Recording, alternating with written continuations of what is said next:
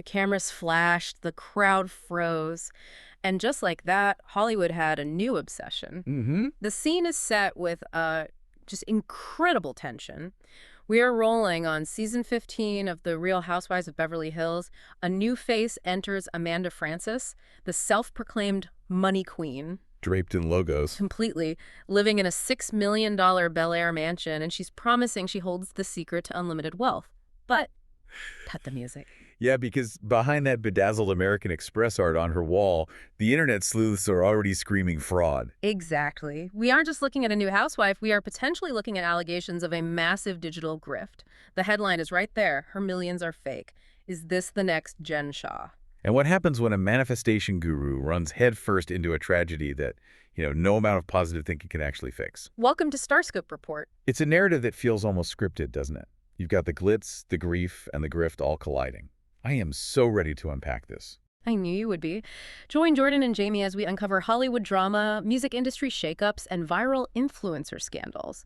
From red carpet surprises to social media controversies, we dive deep into the stories behind the fame. And today is a big one. Today is huge. We're doing a deep dive on that headline story.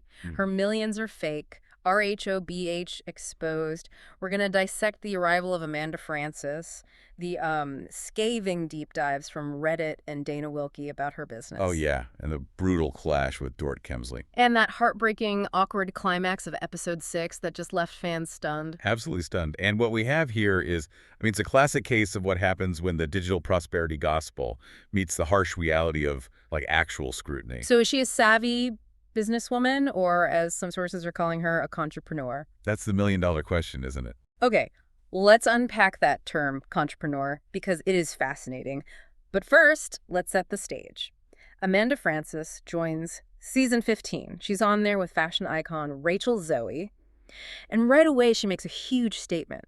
She bought Kyle Richards' iconic Bel Air home. The one with the black and white tiles? That's the one. Which she immediately renovated, by the way, to the horror of some longtime fans. Yeah.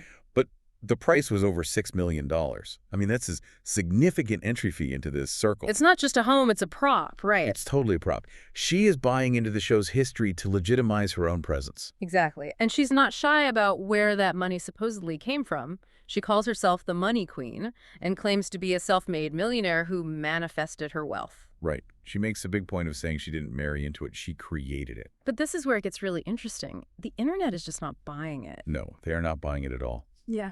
If you look at the deep dives coming from Reddit, from YouTuber Dana Wilkie, a very different picture starts to emerge. And Dana Wilkie is the one who suggests Amanda fits the entrepreneur formula, or... The contrepreneur. I love that word. But for anyone listening who isn't, deep in the scamfluencer world, we should break that down.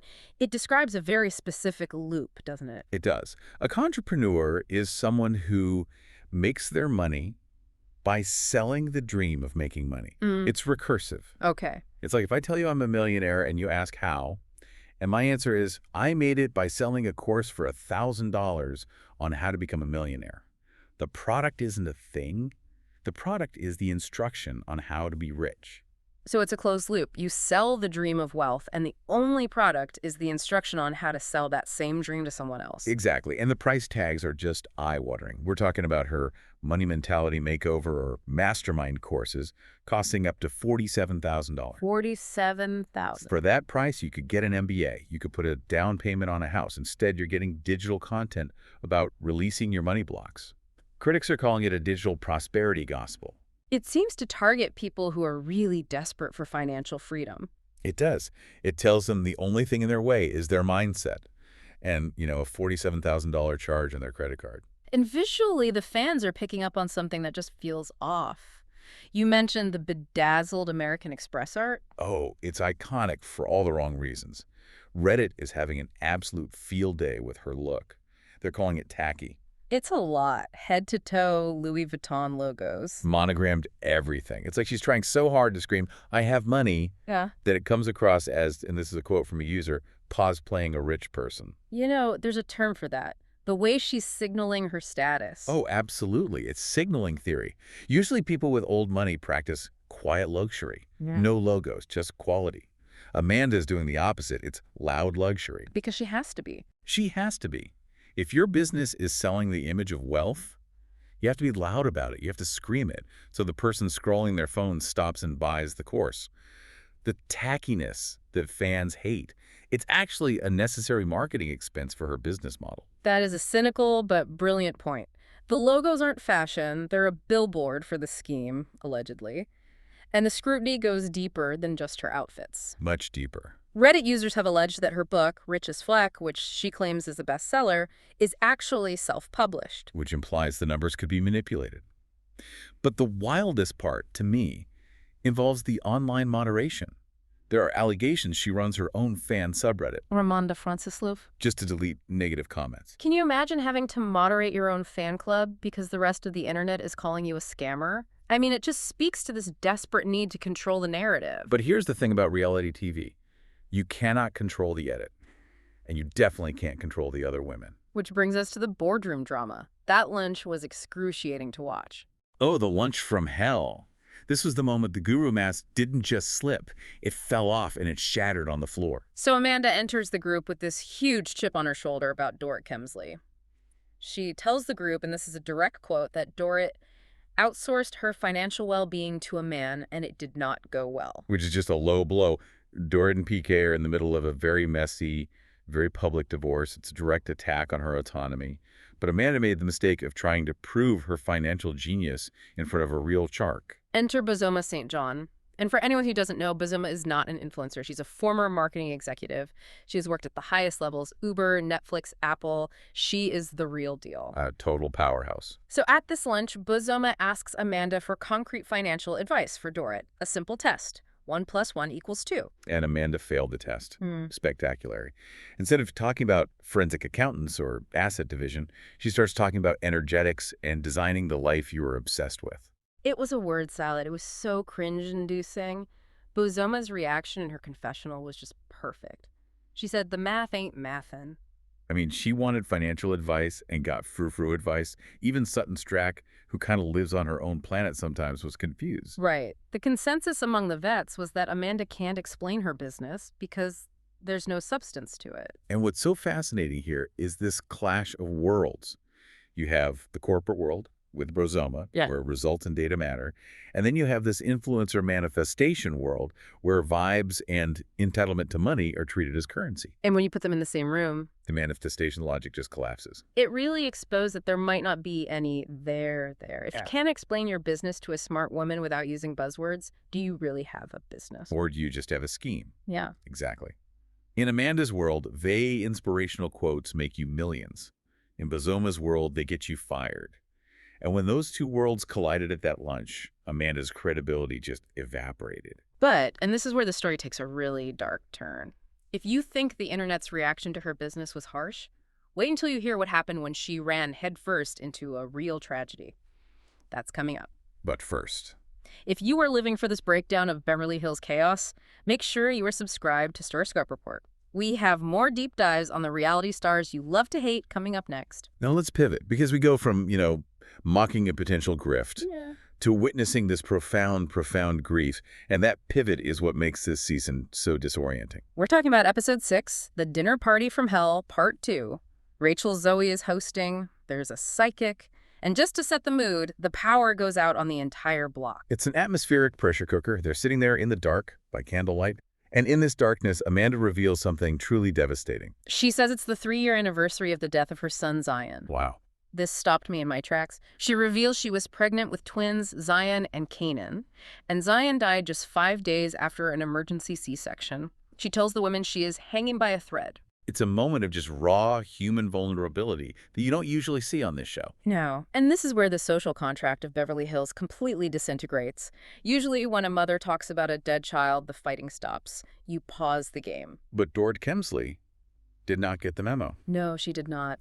Despite this heavy revelation, Dorit decides this is the moment to confront Amanda about the rumors regarding PK. It was unbelievable. She felt Amanda had been speaking on her divorce, that outsourced wealth comment, and she would not drop it. It just highlights a lack of emotional intelligence that is almost staggering. Amanda literally says, he died. My kid died. You're not very kind. It's just this stark confrontation between produced drama, Dorit trying to secure her storyline, and real, actual grief. The climax of this scene is just etched in my brain. Amanda tries to leave. Kathy Hilton and Kyle chase her to the door. Kathy, in true Kathy fashion, drags Dorit over to apologize. And Dorit tries to embrace Amanda, reaches out to wipe a tear from her face. And Amanda recoils. She just recoils and delivers the line of the season, "Don't touch me right now, please." I felt that in my bones. It was so visceral. And for a second, I totally forgot about the scam allegations. I forgot about the $47,000 courses. I just saw a grieving mother who did not want to be touched by the woman attacking her. And that's the complexity of this narrative. Yeah. The audience is in a bind. On one hand, you have Reddit threads comparing her to Jen Shah, calling her a predator. On the other, you have this undeniably human moment where she is the victim. And we have to mention the dark absurdity of Kathy Hilton in all this. While Amanda is sobbing about her son, Kathy gets confused and asks, "Was that your dog?" It is moments like that which make this show a study in the grotesque, a complete disconnect. But connecting this back to the bigger picture, that incident with Dorit might be the only thing saving Amanda from a complete villain edit. That's a great point. The scam allegations are loud. Reddit is calling her the next Jen Shah. But the grief storyline adds a layer of humanity that really complicates things. You can't just hate her. No, you can't. But sympathy for grief doesn't negate accountability for business practices. And that's the tension. Bozoma's "the math ain't mathin'" comment still stands, no matter what. Absolutely. And speaking of math, let's talk fallout. The fans, and a lot of recaps, seem to be siding with Amanda in that "don't touch me" moment. But the deep dives into her finances aren't going away. No, Dana Wilkie is relentless. She's treating this like a forensic investigation. She's pointing out inconsistencies, analyzing the formula step by step. This isn't just drama anymore. It's a dismantling of a reputation. It makes you wonder, doesn't it? Is the Money Queen brand strong enough to withstand the Real Housewives microscope? Because we've seen it happen before. The spotlight attracts a different kind of attention. And that raises a really important question about casting. We have seen Jen Shah, we have seen Erica Jane. Is Bravo intentionally casting questionable business owners because they know the legal and financial fallout makes for the best television? That is the provocative thought for the day right there. Are we watching a reality show, or are we watching the documentation of a downfall? Because if history teaches us anything, you can manifest a lot of things, but you can't manifest your way out of a federal investigation. Or a Reddit deep dive, for that matter. Once that scam label sticks, you just can't manifest it away. No amount of energetics is going to clear your reputation once the internet decides you're a grifter. And that's the cliffhanger we're left with. Can the Money Queen brand survive this spotlight? History suggests probably not. If you are living for this breakdown of Beverly Hills chaos and you want to stay ahead of the next scandal, make sure you subscribe to StarScope Report. We have more deep dives on the reality stars you love to hate coming right up. We certainly do. There's never a dull moment when the facades start to crack. So, to summarize, Amanda Frances is a complex addition. Part grifter caricature with questionable business practices, part grieving mother dealing with sharks. And while the scam allegations are loud, that grief storyline really complicates the simple villain edit. And I'm just left wondering if the Money Queen can manifest a second season, or if the fans sniffing out the fake millions will be her downfall. The "don't touch me" moment was powerful, but will it be enough to shield her from the questions about where the money really comes from? You've been listening to StarScope Report, where Jordan and Jamie uncover the stories shaping Hollywood, music, and pop culture. Thanks for tuning in, and don't forget to subscribe for more stories that keep the stars shining.